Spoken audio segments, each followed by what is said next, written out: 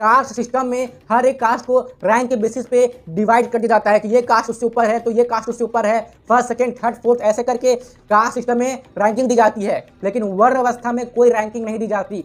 सभी व्यक्ति अपने गुणों व कर्म के अनुसार होते हैं। वर्ण व्यवस्था में कोई भी हीन या महान नहीं होता। प्राकृतिक रूप से जिन व्यक्तियों के जैसे गुण व कर्म होते हैं उसका वर्ण भी ऐसा ही हो जाता है। और सनातन धर्म इसी चीज को मानता है, वो किसी कास्ट सिस्टम को नहीं मानता जो कि विदेशियों द्वारा हम पर जबरदस्ती थोपी गई है। ठीक है, ये बात जो अभी मैंने आपसे कही इसे ध्यान में रखना बहुत ही जरूरी है। और साथ में इस बात को भी ध्यान में रखिए कि जैसा कि हमारे शास्त्रों में कहा गया है, शूद्रो ब्राह्मणताम एति ब्राह्मण चेति शूद्रताम क्षत्रिय जातम एवं तु विद्या द्वेष्य तथैव च। यानी कि जैसे शूद्र ब्राह्मणत्व को और ब्राह्मण शूद्रता को प्राप्त होते हैं उसी प्रकार क्षत्रिय और वैश्य से उत्पन्न शूद्र भी क्षत्रित्व और वैश्यत्व को प्राप्त होते हैं। इसलिए किसी को भी ये नहीं सोचना चाहिए कि एक बार वो एक निश्चित वर्ण की स्थिति प्राप्त कर लेता है तो वो हमेशा के लिए वहां रहेगा। वो तब तक ही वहीं रहेगा जब तक उसका आचरण वर्णों के नियमों के अनुसार ही आधारित रहता है। यानी कि ब्राह्मण के घर शूद्र हो सकता है और शूद्र के घर ब्राह्मण हो सकता है, और ऐसे ही वैश्यों और क्षत्रियों में भी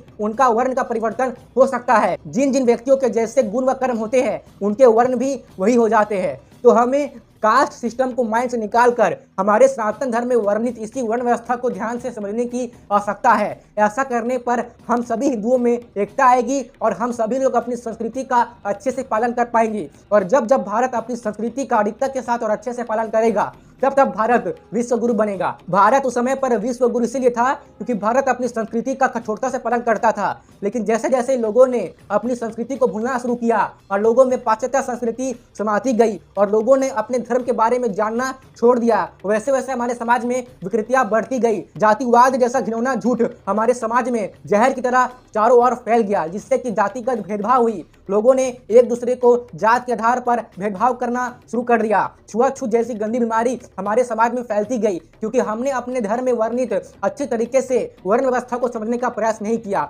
जबकि हमारे सनातन धर्म में कितनी अच्छी व्यवस्था है ये वर्ण व्यवस्था। इसलिए आप इस वर्ण व्यवस्था को समझने का प्रयास कीजिए, कास्ट माइंडसेट को त्याग दीजिए। ये हमारे हिंदू समाज के लिए सबसे बड़ा जहर है और अपने अंदर ये भाव लाइए, अगर कोई भी व्यक्ति हिंदू है तो हमारा बंधु है।